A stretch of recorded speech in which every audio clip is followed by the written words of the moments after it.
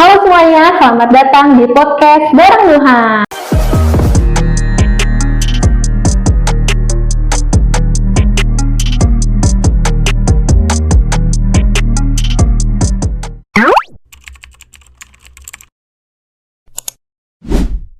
Bersama saya Puput Leni dan hari ini kita akan ngobrol seru terkait dengan tim yang biasa menjadi jantungnya rumah sakit. Apa itu?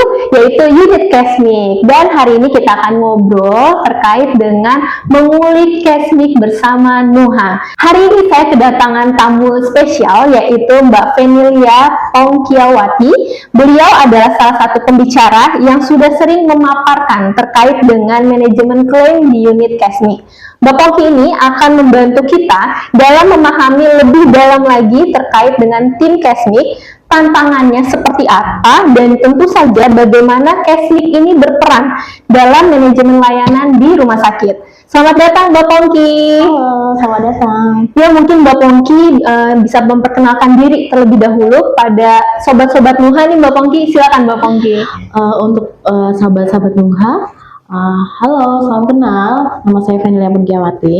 Saya adalah praktisi dari Rumah Sakit Anisa Tangerang, khususnya untuk berkolaborasi dengan tim Nuha di modul Kesmik ya Mbak ya, terkait Kesmiknya, fokus ke Kesmiknya. Tapi kalau yang lain boleh kalau mau tanya ya.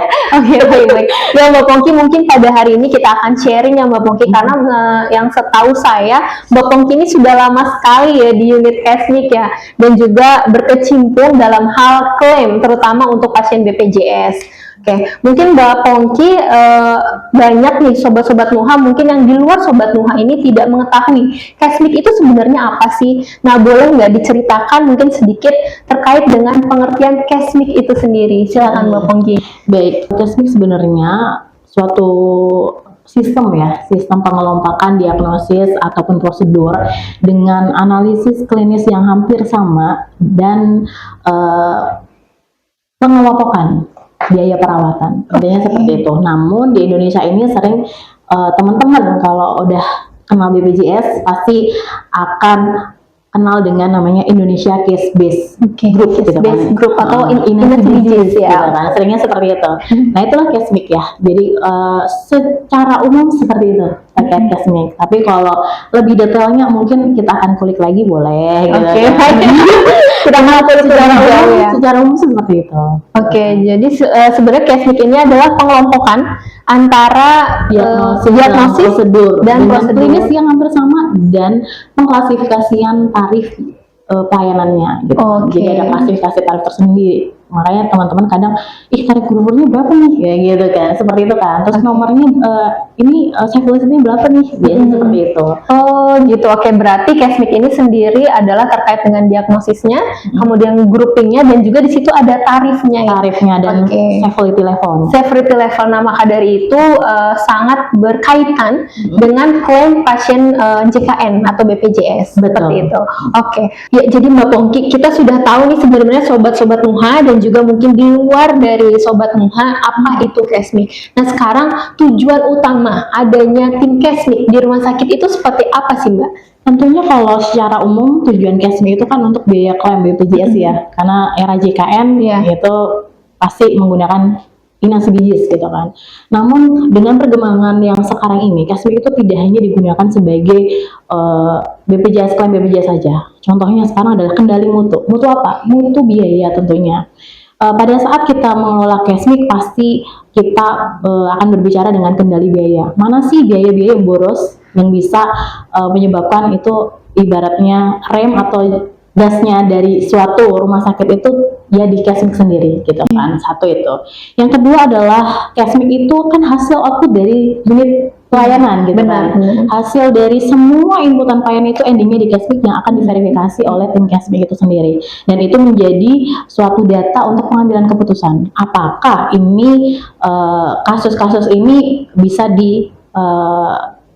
gunakan oleh rumah sakit untuk membuat atau menciptakan sebuah gitu kan, program Oke. untuk misalkan contoh, oh kita tuh ada ini nih kasus CKD banyak misalkan, makanya kita harus ada program unggulan, contohnya hemodialisa misalkan Oke. seperti itu. Jadi itu bisa dikaji dengan ada data-data dari Kesmik gitu kan. Yang selanjutnya ada trennya apa nih, kita bisa membentuk tren dari Kesmik itu sendiri. Jadi tidak hanya klaim kok, jadi Kesmik itu membentuk trennya ini kasus-kasusnya apa sih. Misalkan oh ini trennya begini, ketika kasus ini ada ini, jadi kita evaluasi tentang tren ini untuk pelayanan juga, untuk dokter-dokter juga dalam mengelola manajemen, tentunya selain biaya, diagnosa, penanganan diagnosa, apakah dari perawatan ini terjadi loss memanjang atau memendek, jadi kita bisa mengatur suatu manajemen terkait pelayanan atau perawatan itu. Tentunya didasarkan dengan adanya PNPK yang standar ya dari rumah sakit dan kesepakatan bersama, kebijakan bersama itu secuplik dari era sekarang. Kalau zaman dulu kan cuma klaim aja gitu ya. Kalau sekarang era digital sudah bisa narik data semua. Oh gitu. Kalau dulu kan manual ya. Iya manual. benar. Iya. Pasti Mbak melihat kami dulu tuh dokumen-dokumennya seperti itu. Kalau sekarang sudah by system, jadi kita bisa menarik dari sistem. Gitu. Kalau boleh tahu sebenarnya Mbak Pongki ini sudah berapa lama sih Mbak di unit Kesmik? Sekitar 8-9 tahun ya. Wow, udah lama banget. Pantesan tadi dalam hal menjawab ini udah sangat luar biasa sekali. Oke, berarti sebenarnya Mbak Pongki itu sudah mengetahui transisi dari awal Kesmik itu berdiri ya. Kalau tidak salah tahun 2015. Kalau saya masuknya baru 2015, itu pun baru penggunaan BPJS ya yang mulai launching, boomingnya itu saat itu. Iya, kan 2014 itu kalau tidak salah pemerintah itu menerapkan BPJS. Kemudian 2015 ini berarti Mbak Pongki sudah masuk ke dalam tim Kesmik ya Mbak ya. Tapi sebelum masuk harus di pelatihan dulu ya. Iya, memang kita harus dilatih. Kebetulan di tempat kami bekerja di Rumah Sakit Anissa itu semua timnya itu diberikan pelatihan. Jadi SDM-nya selain didukung dari segi sistem juga didukung oleh SDM yang mumpuni kompetensinya. Itu sangat penting sekali ya, karena melihat tadi sesuai dengan penjelasan dari Mbak Pongki itu sendiri bahwa Kesmik ini ada transisi dari yang awalnya itu hanya klaim saja sampai dengan saat ini data-data dari Kesmik itu bisa digunakan dalam pengambilan keputusan. Betul seperti itu ya. Oh gitu. Jadi transisinya sangat kelihatan sekali ya Mbak ya. Untuk kendali biaya di situlah. Iya, tadi kan kita sudah mengetahui arti itu Kesmik, kemudian tujuan Kesmik ya. Kenapa saya mengerti sih sekarang kenapa disebut jantung dari rumah sakit ya. Nah, sekarang sebenarnya Mbak kan sudah 9 tahun ya di unit Kesmik. Pasti tahu dong sebenarnya tantangan menjadi tim Kesmik tuh apa sih Mbak? Karena benar-benar kalau saya pernah dengar itu selain dari menjadi jantung rumah sakit ya, Kesmik ini kan sebagai ujung tombak nih ya kan. Kalau misalnya di akhir proses itu ada Kesmik nih, Kesmik yang menentukan kita gajian atau enggak nih. Nah, biasanya kayak gitu. Nah, itu tantangannya apa sih Mbak sebenarnya? Sebenarnya banyak sekali tantangannya menjadi tim Kesmik itu atau enggak setelah saya masuk di tim Kesmik itu. Kenapa kita disebut jantungnya rumah sakit? Ibaratnya kalau jantung itu aliran darah. Seperti itulah kita untuk Kesmik itu. Aliran keuangan itu dari mana? Dari Kesmik. Karena 98% ya itu pasien itu BPJS. Tapi untuk sekarang mungkin akan sedikit berkurang dengan adanya TST dan jaminan lainnya ya. Itu 95%, tapi cukup banyak ya untuk pasien BPJS. Sehingga kalau Kesmik itu berhenti, ya ibarat jantungnya itu berhenti, maka semua alirannya akan berhenti kan, gitu. Keuangan pun juga akan terhenti dengan banyaknya permintaan atau banyaknya pengeluaran. Harus ada pemasukan tentunya kan. Itu tantangannya apa? Tantangan yang paling mumpuni adalah mungkin dari Kesmik itu kan dari yang dulu manual sampai sekarang digital itu nggak, kalau dilihat sekarang bagus sekali, tapi perjuangan teman-teman itu tidak hanya didukung oleh direktur kami yang semua harusnya digital gitu kan, tapi juga didukung oleh tim walaupun aplikasi ini oleh tim IT pasti akan digempur habis-habisan ya, akan dirombak habis-habisan, tapi didukung juga dengan tim yang bagus dengan aplikasi yang bagus, maka akan menjadi kolaborasi yang optimal. Tantangan utamanya pasti dari segi pelayanan. Kenapa? Pelayanan itu harus melakukan penginputan dengan rapi, misalkan EMR atau pencatatan dengan rapi. Tapi pada dasarnya itu butuh proses ya. Untuk membuat user itu paham pentingnya suatu pencatatan, kita harus step by step. Gak bisa nih, EMR saya maunya EMR saya tuh begini, sistem saya tuh begini, sudah canggih nih, sudah tersedia semua. Tapi kalau tidak didukung dengan user yang mau menginput ya, mau mencatat dengan rapi, yang sesuai standar gitu kan, kita tidak akan mencapai cashback yang optimal gitu kan, seperti itu. benar. Karena ujung-ujungnya kan di depan ya, Di depan. pelayanan, hasil output seperti itu. Kalau tantangannya mungkin ya dari user sendiri sih kalau saya. User, kalau aplikasi tantangannya juga ada, tapi kan kita membangun ya. Iya. Kita selalu membangun, tapi harus implementasinya harus dapat gitu kan. Itu tantangan yang paling menurut saya yang paling apa ya, berat itu adalah dari segi human. Kalau dari saya pribadi ya, untuk casing sendiri, kalau humannya tidak mau maju, maka kita tidak akan juga aplikasi kita dan diri kita sendiri juga tidak akan maju. Seperti itu sih. Oke. Dukungannya itu. Berarti sebenarnya tim Cashback ini karena dia tuh output ya Mbak ya. Jadi memang dipengaruhi oleh dari depannya. Betul. Salah satunya itu adalah dari ketertiban dari pengisian itu sendiri ya. Betul. Kalau sekarang karena sudah menggunakan sistem, jadi pengisian dari tenaga kesehatan mungkin ya, ataupun tenaga medis. Kalau misalkan bisa, itu seharusnya memang diwajibkan untuk mengisinya itu benar-benar secara lengkap ya Mbak. Sesuai standar gitu kan. Sehingga pada saat kita mau verifikasi atau kirim klaim kan kita tidak perlu lagi nih kita follow up lagi. Follow up itu kan akan memakan waktu yang lama gitu kan. Apalagi aplikasi itu dibuat untuk real time. Jadi kan diharapkan real time gitu kan. Semuanya selalu terstruktur gitu kan. Berharapnya seperti itu. Tapi memang itu tantangan kita gitu kan. Jadi memang kiat-kiatnya itu sebenarnya kita harus adanya pasti sosialisasi. Benar. Mungkin ada pelatihan dari pelaksana untuk dilatih ke yang lebih bagus, misalnya keterampilannya diasah lagi, atau enggak dikirim pelatihan gitu, atau workshop. Itulah cara-cara kami untuk membuat SDM atau user itu paham pentingnya suatu pencatatan misalkan, atau enggak pentingnya suatu dokumen itu tuh memang harus terisi tuh, ada standarnya begini-begini ya. Itu memang perlu sekali ya. Nggak cuma diagnosa ya, nggak cuma dokter tentang diagnosa, tentang ininya, tapi semua unit terkait harus paham tentang betapa pentingnya itu pencatatan IMR. Baik. Berarti kalau kita ngomongin terkait dengan pencatatan IMR, sebenarnya sangat mempengaruhi itu berarti bukan hanya dokter ya atau tenaga medis, tetapi tenaga kesehatan yang memang melakukan perawatan pasien kalau tidak salah. Pelayanan kepada pasien. Pelayanan kepada pasiennya itu dia, makanya dibutuhkan juga selain itu dukungan dari manajemen rumah sakit mungkin ya. Betul. Tadi Mbak bilang kan harus ada pelatihan, ya kan, kemudian juga harus ada awareness nih untuk meningkatkan kompetensi dari seluruh layanan, sehingga nanti membantu tim Cashback ya Mbak dalam hal yang tadi disebutkan. Tapi kalau usernya tertib itu insya Allah ya, aduh tinggal klik satu kali klik aja langsung gitu ya. Oke. Langsung masuk gitu kan. Sekarang banyak sekali modul Cashback di kita yang sekarang, apalagi Nuh ini membangun aplikasi yang adanya otomatisasi, adanya apa itu rekonsiliasi gitu kan. Mbak Puput pasti kan zaman dulu kan juga pernah melihat kami nyusun dokumen sambil jalan gitu, ngurutin SAP gitu kan, terus membuat folder-folder gitu kan. Jadi step by step itu saya mengalami pada saat masih kertas, pada saat sudah paperless yang buat folder gitu kan, dan pada saat sudah di era digitalnya, jadi perubahannya kan saya kerasa sekali. Perubahannya kerasa sangat kerasa.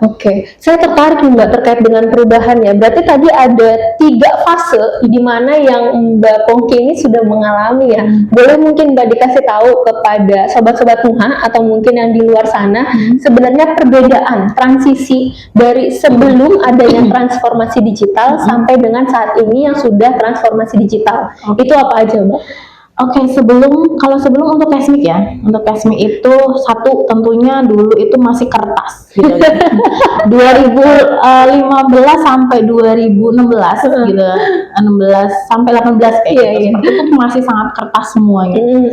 Bayangin kertas itu kita harus ngumpulin dari beberapa unit, kita staplesin, kita jahit gitu kan. Dulu tuh terkenal dengan Anissa dilakukan jahit seperti buku gitu kan. Kemudian kita ngeprint dengan ada nama lisannya, mereka mencari itu kan dulu kan seperti itu nih. Jadi harus dibendel dari rekam medisnya pasien ya. Jadi per bendel bukan kami di tapi apa ya, Mbak? Kayak hasil print outan gitu loh. print outan gitu. Oke, Hasil oke. dari resume kayak hasil ininya di staples, dijahit dulu tuh ada kertasnya, dijahit ada ya? ternama SCP dan lain-lain. Oh gitu. Jadi ketika ini pasien, oh ini udah ada checklist gitu seperti itu. Itu dulu yang pertama untuk yang oke, masih oke. kertas. Oke. Terus beralihlah pada 2019 itu ada namanya EMR. Kita Oke, tuh era oke. EMR tuh kita ada EMR dulu tapi SIM RS-nya masih beda nih. Masih beda. Masih Oke. beda saat itu. Oh, kalau sudah itu era itu adalah era membuat folder. Membuat folder dengan nama SEP, Oh. dengan SCP itu nanti kita masih download ya, karena memang kita belum ketarik semuanya. Downloadin satu, upload, downloadin satu, upload, Oke. SCP scan, upload seperti itu kan. Scan pun juga dengan nama dong seperti itu. Nah itu tuh juga memakan waktu kan. Dulu tuh sekitar humannya itu 8 orang. Oke, ya. 8 orang ya. Oke. Kita pernah 13 sampai 8 orang itu pernah. Itu 13 itu pas pada saat 13 masih sedang paper manual. ya? Oh, masih Paper, manual gitu ya? manual. Oke, oke. Ketika paperless 8. Oke, 8. 8 itu juga masih ini effort banget ya Mbak ya terkait itunya. Dan ketika sudah kita menggunakan Nuha gitu kan, kalau kita namanya bukan Nuha ya, kita namanya Asa ya. Tapi sama aja, kita bakalnya kan dari situ ya. Iya, Kita bakalnya. jadi saat menggunakan EMR ya mungkin dan SIM-RS itu ya. Dari SIM-RS yang dibangun oleh Nuha gitu kan, kita sudah otomatis masuk ke rekonsil kan. Jadi langsung bisa harinya banyak, langsung masuk. Iya. Kita nggak jongkok-jongkok lagi. Kita nggak bikin folder dulu. Iya. Aduh, bikin folder. Kita nggak perlu apa itu nyusun. Wah ini udah nge-shop belum ya? Ini udah itu kan harus di-shop lagi seperti itu. Fase-fase itulah fase yang sangat-sangat menurut saya pribadi itu wow gitu kan. Saya sudah mengalami masa itu. Kalau teman-teman mengira kami itu prosesnya memang cepat. Memang dari 2002 ke 2005 ya. Iya. Ini Nuha sangat cepat sekali perubahannya. 2025. Oke. Cepat sekali. Tapi itu harus diimbangi ya. Iya, Jadi penyesuaian itu harus diimbangi dengan lagi apa? SDM yang SDM tadi ya. kita tidak bisa seperti itu dengan tanpa SDM. Iya, benar-benar saya setuju. Oke, baik. Berarti perbedaannya ini sangat luar biasa signifikan ya Betul. sebenarnya. Oke, jadi dibantu dari yang tadinya 13 SDM itu di tim Kesmik, kemudian menjadi 8 dan sekarang berarti hanya ada 3. Ada 3 di tim Kesmik, tapi itu memang dibantu dengan adanya SDM yang mumpuni tadi di pelayanan, yang dimana mereka itu mengisi pencatatannya dengan Betul. baik ya, dan juga nanti dibantu dengan sistem yang dengan memang baik gitu ya, untuk mendukung dalam tadi output di Kesmik. Betul. Dan juga nanti barulah nanti berimpact pada mungkin efisiensi ya. Efisiensi. Iya, dari di Kesmik itu sendiri gitu ya Mbak. Kalau sekarang masih scan gitu Mbak atau gimana? Oh tidak, kita sudah paling scan itu hanya inform consent ya. Oh Kita kan sekarang sudah ada tanda tangan elektronik ya. Ya, oke. Jadi kita on proses kita aja gitu kan. Nanti Iya, prosesnya sudah bertahap gitu kan. Sebenarnya kalau aplikasinya bagus, kita punya manajemen yang bagus terkait kendali mutu kita dan ini insya Allah sih aman sih kalau menurut saya ya. Tapi kita harus menyiapkan problem atau planning sih. Walaupun kita bagus, tapi kita harus menyiapkan planning atau misalkan sistem itu oke, bagus, tapi harus kita siapkan manajemennya downtime gitu kan. Kita harus siapkan itu. Kita harus bagaimana untuk mengatasi downtime, maka kita harus siapkan juga itu. Enggak serta-merta kita percaya saja dengan suatu aplikasi, tapi user juga harus punya terampil. Tadi kuncinya terampil. Ketika ada downtime, user akan melakukan action yang bisa langkah selanjutnya, ada planning B gitu kan. Jadi semuanya harus terkonsep terlebih dahulu karena cara kami seperti itu. Jadi sebenarnya di RS Anissa ini sangat unik sekali ya, mungkin bisa dipelajari oleh rumah sakit lainnya yang di Indonesia. Jadi pada saat memang menginginkan Kesmik ini yang efisien dan lain sebagainya, tadi pertama SDM-nya harus kompeten, berarti manajemennya itu benar-benar harus aware terkait dengan peningkatan kompetensi. Betul. Selain itu, kalau misalnya SDM-nya sudah sudah aware, sudah kompetensi sudah bagus, didukung dengan sistem yang mumpuni sesuai dengan proses bisnis yang ada di rumah sakit. Mungkin seperti itu ya Mbak. Betul. Nanti di akhirnya mungkin ya efeknya tadi dari 13 menjadi 3 SDM yang di Kesmik gitu ya Mbak. Oh Masya Allah, hebat sekali berarti. Dan didukung oleh manajemen tadi. Ini adalah manajemennya bagus juga. Iya benar. Kita bisa menyiapkan planning apa ini nih, kalau ada kasus pengambilan keputusannya juga cepat gitu kan. Jadi karena tadi ada data. Iya. Kalau ketika ada aplikasi bagus, tarikannya datanya bagus, real datanya ada, kita mengambil keputusan juga cepat. Intinya seperti itu.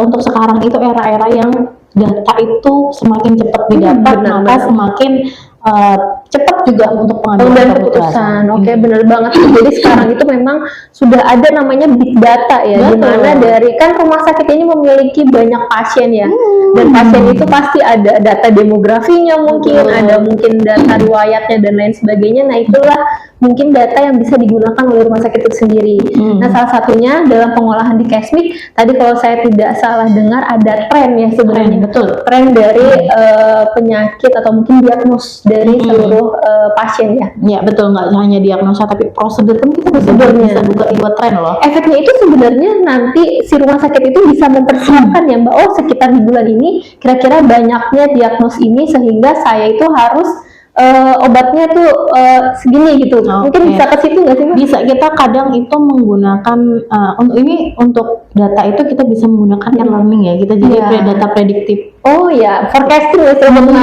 masa depan. Tapi tarikan datanya kan dari situ dulu nih. Iya benar. Jadi dari Kesmik dulu ada datanya, kita bikin prediktif. Oh ternyata pada saat kunjungan pasien di bulan misalkan bulan Mei ini adalah pasien dengan jumlah terbesar untuk kasus A misalkan seperti itu. Siap. Itu bisa jadiin Kesmik itu sebagai nih di Kesmik ada data seperti ini, manajemen mau gimana, atau enggak nih di Kesmik trennya itu surgikalnya begini, dan tarifnya lumayan besar misalkan, top-up-nya besar. Nah ini manajemen mau kasih apa, mau menggunakan ini data ini sebagai data apa gitu. Misalkan data planning, oh ya udah kita banyakin pasien dengan kondisi ini gitu. Marketing siapin gitu kan, seperti itu kan. Dari data-data itulah dari Kesmik juga bisa memberikan follow up kepada manajemen untuk terkait tadi lagi apa, mutu juga bisa, kendali biaya juga bisa, program kerja selanjutnya juga bisa. Jadi semuanya itu berhubungan. Kalau untuk sekarang berhubungan, jadi enggak seperti dulu klaim BPJS saja. BPJS saja. Oke. Karena udah era digital loh sekarang. Enggak seperti manual lagi. Wah sangat luar biasa ya. Pantas aja nih kayaknya tim Kesmik ini dijadikan sebagai jantung di rumah sakit, karena ya dari Kesmik inilah kita bisa menentukan ya kan apa langkah selanjutnya, dan juga dari Kesmik inilah mungkin bisa mempengaruhi untuk cash flow ya untuk rumah sakit ya. Sekali kita akan tahu nih Kesmik itu oh begini nih, oh iya gitu biasanya itu pokoknya antara gas remnya itu ada di Kesmik. Ketika Kesmiknya segini nih gas gitu kan, segini ruginya segini rem gitu kan. Jadi ada gas dan remnya. Pada saat kita mengolah atau verifikasi pasti akan dapat data sih. Nah itu fase itulah yang tapi itu didukung dengan lagi-lagi aplikasi dan sistem ya. Sistem yang mumpuni. Jadi diharapkan memang kalau rumah sakit itu harus memiliki sistem memang yang mumpuni ya, terutama dalam prosesnya dan juga dalam pengambilan keputusannya. Data-datanya bisa ditarik gitu ya. Bisa dilihat lah gitu kan. Kalaupun tidak ditarik bisa dilihat gitu kan. Atau enggak bisa dikaji nih. Oh iya nih gitu. Baik. Nah, Mbak Pongki, kita sudah ngobrol banyak ya terkait dengan Kesmik, tantangannya seperti apa dan kemudian prosesnya itu bagaimana. Sebenarnya nih Mbak, kan Mbak sudah lama ya di Kesmik ini. Kira-kira masa depan Kesmik di Indonesia itu akan seperti apa sih Mbak, kalau dari penglihatan Mbak yang mungkin sudut pandang Mbak yang sudah 9 tahun di Kesmik, dari yang dia manual sampai dengan sekarang transformasi digital. Silakan Mbak Pongki. Kalau Kesmik sendiri sih kan hampir seluruh Indonesia kan diharapkan untuk menggunakan penjaminan kesehatan ya, JKN ya, maksudnya BPJS. Tim Kesmik sendiri nanti next apabila aplikasinya bagus kan diharapkan hanya verifikasi. Jadi verifikasi internal rumah sakit itu harapannya seperti itu. Tapi memang harus diimbangi lagi kompetensi ya gitu kan. Nah Verifikasi ini akan membantu tim gitu kan. Lagi-lagi ya kendali sebagai mutu lah, mutunya rumah sakit juga bisa digunakan di situ. Oke. Lagi-lagi itu, Cashme itu ngarahnya masa depannya ke seperti itu gitu kan. Kalau untuk jaminan pasti dia akan berkelanjutan apabila pemerintah tidak mengganti ya. Atau namanya bukan jadi JKN atau BPJS lagi ya. Betul. Karena emang era Cashme itu adalah era JKN kan. Iya, sebenarnya. Khususnya BPJS gitu kan. Jadi mau nggak mau tetap dia akan berkembang gitu kan. Terkait sekarang pun Cashme juga data-data yang kita olah itu kan dikirim ke data center Kemenkes kan. Benar-benar. Pasti ya pemerintah akan memantau. Gitu kan. Oke. Jadi akan pasti berlanjut terus sih. Kalau menurut saya untuk sekarang, mungkin untuk 3 tahun, 4 tahun, 5 tahun ya mungkin masih akan berjalan ya. Oke. Kalau untuk yang Cashme ini karena belum ada jaminan lain selain dari BPJS Kesehatan atau era JKN. Oke, baik.